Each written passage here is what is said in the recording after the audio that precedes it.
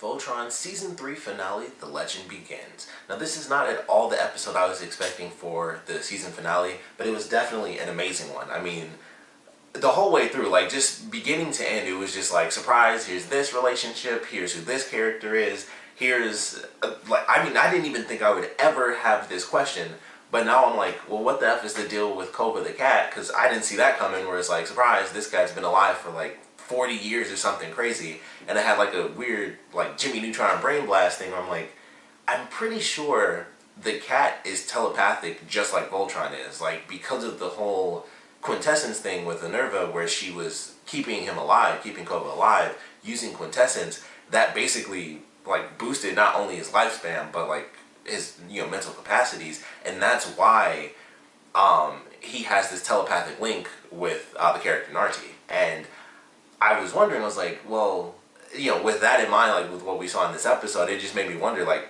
maybe he's in charge of her. Like, I always just assumed, this is a character who has this cat. She has this interesting, psychic link to the cat, but maybe the cat's the one that's in charge. I mean, she's mute as well as blind, and there's just a lot of elements to that. It's like, obviously she can fight and stuff, but maybe it was never truly her. Maybe it's always been the cat. So, like, that's a question that I have now with Kova.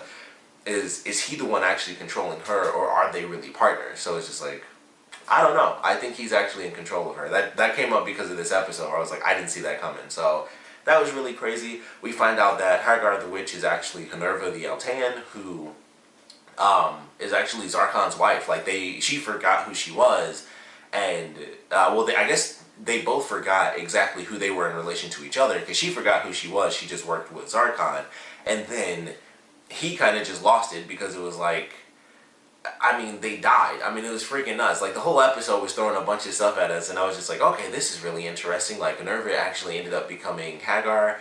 At first, because of the cat, I was like, is Minerva, Narti and stuff like that? And I was just like, I don't know. Like, there's so many questions. And I'm like, okay, so does that mean that she's this person? Like, is Lotor actually basically, fighting alongside his mother, some weird stuff like that?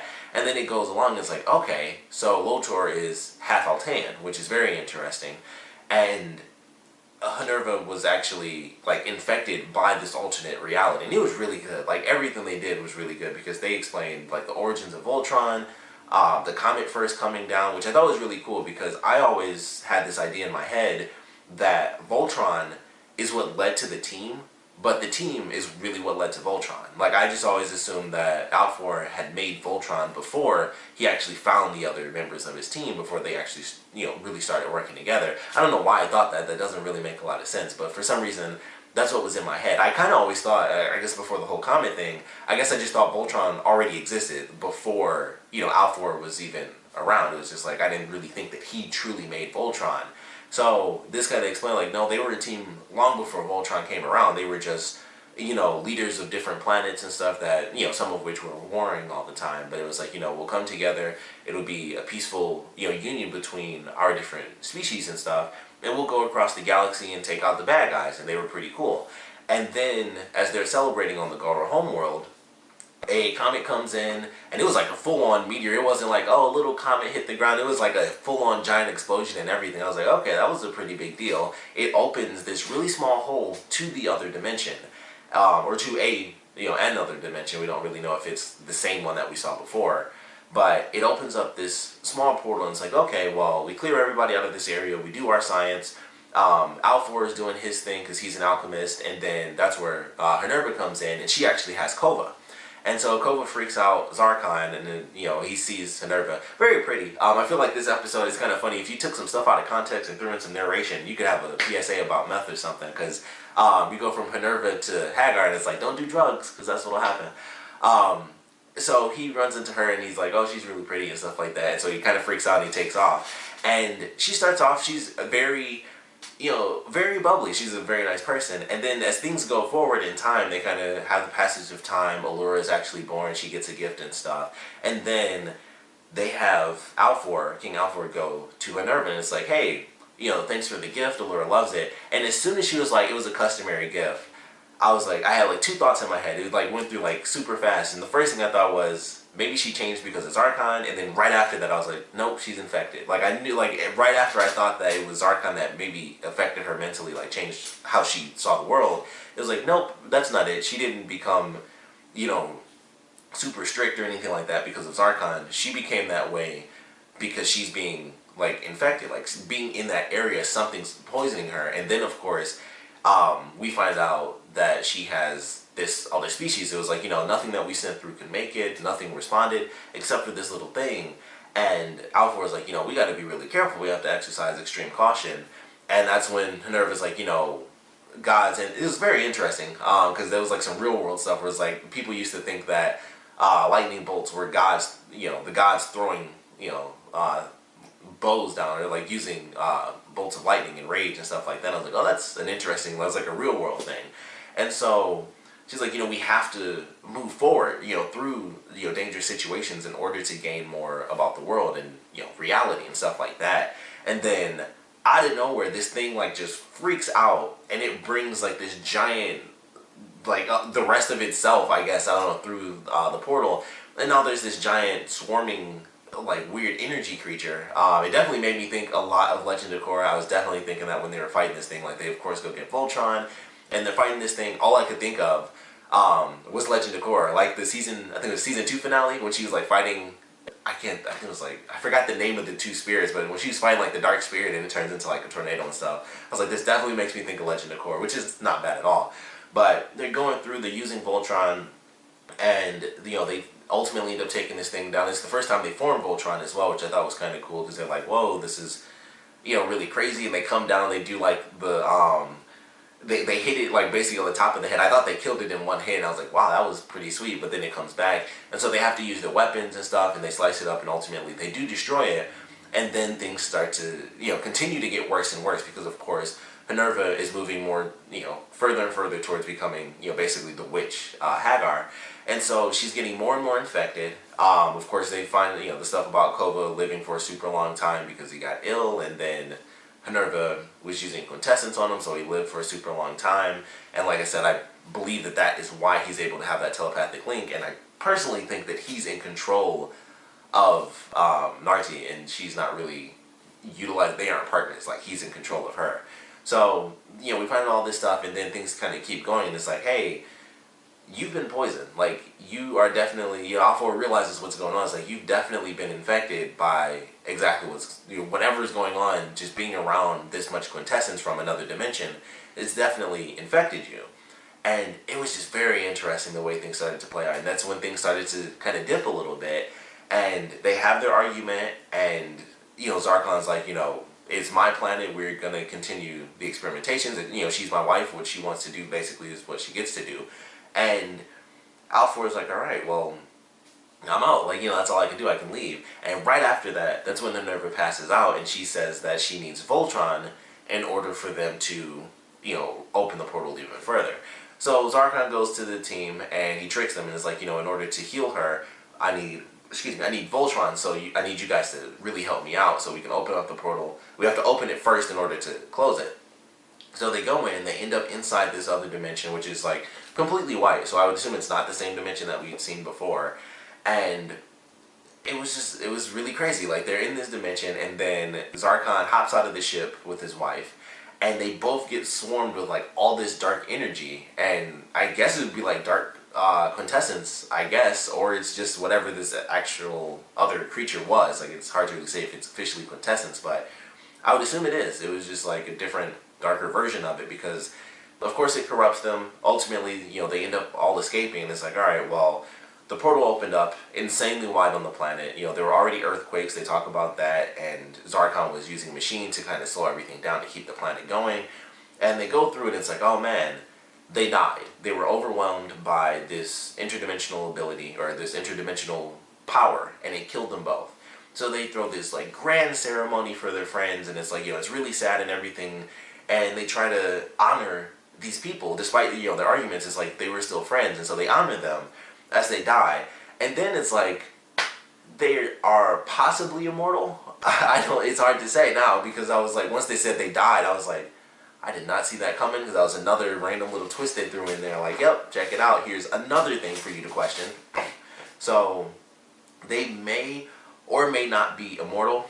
It's very hard to say, because they died once from the ability, so it's almost like you could say they didn't actually die. It was just the ability taking over their bodies, or whatever this essence was. So they end up coming back to life. They forget who they are. Like, Zarkon still knows that he's the leader of his people, but they don't really remember that they're actually married to each other. And Minerva becomes Hagar. I don't know how that really came about. That's very interesting to me. But for whatever reason, Minerva just became Hagar the witch. So Zarkon wakes up and is like, all right, take me home. Let's go home. And it's like, I can't, because Alfor destroyed it, and he wages war against the Alteans. And it was just nuts. And they kind of cut through that, which I would admittedly like to have seen. But they kind of cut through that. Maybe we'll get some more flashbacks. Maybe we'll see the actual battle and exactly how that played out. Because ultimately, it was like, he went crazy and waged war on Altea, but we don't know what happened to the rest of their team. Like, Alfor spread the Lions apart, but we don't know what happened to the other 3 members, if they were fighting, on Alfor's side, and they all died as well, because, Zarkon is, like, now imbued with this essence. He's even more powerful of a fighter, and he was already their leader, because he was, like, the strongest one. So, it's still questions, there's still questions, even with the flashback they gave us. It's like, are those other people still alive? Are we going to see them in the next season? Are we going to get maybe another flashback of Zarkon now that he's returned? Which I knew that was going to happen. I was admittedly kind of surprised that it happened at the end of this season, because I was like, either they're going to do 2 full seasons of Lotor, which is kind of what I was hoping, mostly because of the fact that this season was only 7 episodes. I didn't think we'd see him so soon. I thought Zarkon would turn up by the end of the next season, or maybe somewhere in the middle of the next season. But I didn't think he'd actually show up at the very end of this one, just because it was like, oh, it's only 7 episodes, and Lotor just came in, but apparently they've already got so many plans, because he's already stealing from his own people, so he's doing whatever he's doing, so they need Zarkon to come back. And it's like, you have, this kind of 3-way battle where you have this father, father and mother now, because she has her memories when she was trying to wake him up, and it was like, oh, I can't believe I forgot. And, I need you to come back for me. Like, I come back for you, so now I need you to come back for me. So I'm actually really excited how that's going to play out, with her actually having her memories back, and him. I would assume she gave him his memories back as she was reading through his mind. Like, oh, I remember now exactly what we had and how things played out. So here's everything that happened. Although I don't know if that would turn him evil, because if he remembered everything, it would be like, oh, we kind of screwed up. But they're still taking over, so even if they remember it, they would probably still see it from their point of view, because they were, basically possessed and poisoned by the quintessence. So I guess it wouldn't matter. Even if they had all their memories, it would be like, we're great. They still suck, though. So that's probably how that'll end up playing out. But now we'll have this weird 3-way battle between Lotor, Minerva, and Zarkon. And then, of course, the Paladins as the actual good guys. And you got 2 other bad guys who are in the same camp, but also against each other. So it's like, I don't really know what to expect there. But it was really cool. They come back to life, and now it's like, are they immortal? Are they not immortal? Of course, they have crazy abilities. I mean, obviously, Hagar has, like, the whole last season was her, like, utilizing, both the last 2 seasons were her utilizing her, basically, magical abilities because of this evil quintessence. So it's very interesting how that may or may not change with them actually having their memories now, and maybe they'll be closer in connection to each other. Because I always wonder, why does everybody always follow Hagar? And maybe it was just like, oh, that's his wife, so that's why they did that. And I always wonder, why does she have so much power over everyone else? And then it became an even bigger question when we found out she was Altean. I was like, it really makes me wonder what's going on now. And we get that answer. The reason she's always, like, the second in command, and the reason she's able to do stuff underneath Zarkon is because it's like, oh, it's not like the king and then, his second in command who's sometimes doing stuff outside of what she should. It's like, no, this is the king and this is his queen. Like, they can pretty much do whatever. And it's like, well, if she says it and she's, sneaking around about it, it's like, okay, I'm going to follow her, because Zarkon will not find out, because this is the queen. Like, no one's going to betray her. And now all of that stuff makes sense, because I always wonder, like, she does a lot of stuff behind the scenes and no one seems to question it. And it's just like, why is that? And it's like, that's his wife. Everybody knows that. And she went through the weird, name change. But everybody knows that that's his wife, and that's why she's able to kind of do all that stuff behind the scenes and do whatever she wants, and everyone listens to her. So a lot of cool stuff. It answered a lot of questions that I actually had. Made some more questions. Like I said, my main thing is with the cat, with Kova. I don't know what the deal is there, how he went from this planet to, you know, somehow being with Lotor's General Narti, and what happened to her. Is she, because I think she's, because I went on the wiki, she's like a Galra hybrid. So maybe she was on the planet, maybe she wasn't. I would assume that she could have been, because they don't really talk about when Lotor was born. They don't go through that process, so I would assume he was actually born after they died. But they could easily have just skipped over that, because it's like, you know, there's so much happening. It's like they could have skipped over the fact that he was born before the whole Voltron thing truly happened. So it's really hard to say. I would assume that he and Allura are around the same age, so I would assume that he was born before they like lost their memories of each other and died. So it just makes me wonder what was going on with him, and I don't know, maybe that's why he doesn't really like being like his father, because he knew what he was like, or he has like at least early, you know, young memories of what his dad was like beforehand. And then after it was like, you know, after the planet was destroyed, he became an effing maniac and wanted to, you know, kill everybody. He wiped out an entire planet just to get revenge over something that technically he didn't need revenge for. Like, he was the one who destroyed the planet because they were both kind of infected and they didn't realize what they were doing. So maybe that's why he's going against his father all the time, and that's why he was trying to steal the Teledove and all that stuff. But a lot of questions, a lot of surprising answers though from this finale. Great episode all around, and you know, it gets to the end and it's like the reason that Lotor wanted the Teledove and the reason they're doing all this extra stuff is to jump through dimensions so that they can find the purest form of quintessence, which will just basically allow them to do whatever they need to do. You know, that's what made Voltron. The dark quintessence is basically what poisoned, you know, Lotor's parents, and then also kind of made them immortal. Potentially, we'll have to see exactly how that plays out. But it's like, you know, they're looking for the purest form to make something as good as Voltron. That won't affect the people that utilize it. It's just an amazingly powerful weapon. So I'm excited. I'm very excited for this next season. It's unfortunate that we have to wait, but not too long of a wait, October 13th. So I'm definitely looking forward to that. There was a small teaser. It really didn't show that much. I was hoping it would show a little more. It was really just kind of like what I expected. It was like, okay, Hanerva, I guess I'll have to call her Hanerva now because I know her real name. But she's like, you know, Lotor is kind of, you know, not doing exactly what he's supposed to be doing, so there's some issues there, and Lotor doesn't really want to be under the rule of his father, so I would assume he's going to try to take him out. So it was pretty much exactly what I expected. There's a little showmanship. They had like a little ceremony or whatever where the paladins are like flying the lions around, so they're kind of recruiting more species to the cause and things like that. So I'm looking forward to that. I don't know if we're going to officially get the big battle with, you know, the Blade of Marmora and all that stuff, and everyone officially joining together towards the end of the next season to take out Lotor, Hanerva, and possibly, Zarkon, Hanerva, and possibly Lotor. But they're recruiting some more people. It seems to be, at least that's a part of what they showed off for the Season 4 teaser. But definitely looking forward to Season 4. This is definitely a really fun season.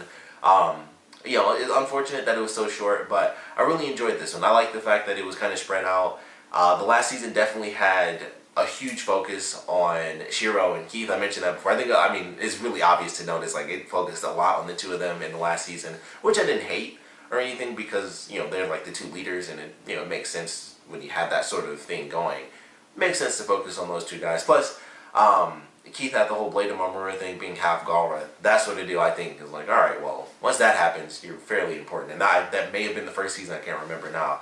But this season, I think, was much more spread out. It was like, okay, this focus is really, I felt like it focused way more on the villains than it even did the heroes, outside of specifically, you know, Shiro's episode. And the alternate dimension episode, I think, was a really good one as well, with just exactly how that was playing out, where it's like, okay, this could come back in the future, and just what it meant emotionally for, specifically, Allura. So really like those episodes, like the whole season, but I like the fact that it was more spread out. It still had character development in there, but it wasn't so focused on like this one character or anything like that. Paige, unfortunately, still didn't end up finding her family, so that may show up in the next season. We might get to see that, because it was referenced in like the first episode, and I thought we were going to see that somewhere in here, but that'll probably be saved for next season, which I hope that's the case, because that is one of the big plot lines from the beginning of the series that still hasn't really been solved yet. We don't know where her family is or anything, so I hope that they end up getting to that in the next season. there are a couple other things that I want to see, but mostly, of course, I want to know what you guys thought of this season finale. So please comment below. Let me know your favorite parts about it, your least favorite parts about it. Definitely want to know your theories for season 4, and also, of course, what you guys want to see. Like I said, my main thing is I want to see Paige and what happens with her family. How exactly is that going to play out? Other than that, the main thing I want to know is what's going to happen with Lotor's generals. I mentioned that before with the thing in the last episode. God, I read her name too. It's like AXA or something like that. I had like a bunch of extra letters in there that definitely weren't in there when I was talking about her in the last review. But the woman who's like completely blue, the most human looking of the generals, I'm curious what they're going to do with all the generals. I mentioned before, I knew she would be important. She's the one who pilots the comet ship. She's the one that Keith ended up saving in the last season. So she's got a lot of interesting relevance. And it's just hard to say, like, is she going to turn on Lotor? Is she going to get killed? Are any of them going to get killed? I have a million questions on who's going to live and who's going to die out of that, like, basically a new set of villains. We have 5 new characters, 6 if you count Kova. And it's just like, they can't all make it. You can't always have, you could, because it's not like they fight every episode, so they could technically have everyone survive, but I just don't think that's going to happen now that we have Zarkon coming back and he's teaming up with his wife again to basically go against their son because they're both officially okay. And then it's like, he's not doing what he's supposed to be doing. Something's off. So it's like, I don't think all the generals are going to live. And now I'm just curious how things are going to play out for them. But that's what I'm looking forward to. Pidge's family, the fate of the generals, as well as Lotor. I don't know if they kill him off though. It's hard to say. It's just, especially only 7 episodes in. I don't think he'd die in the next season. So it's just like, I don't know. It depends how many episodes the next season is. If they do, this season plus the next one, total up to like the 20-something episodes. I don't know if they do that or not, but I don't know. A lot of things are up in the air right now, but I'm definitely looking forward to season 4. Like I said, would love to know your theories and just what you guys want to see from season 4. And of course, I want to know what you guys thought about this finale and this season as a whole. So please put your comments down in the comment section below. And of course, thanks for watching.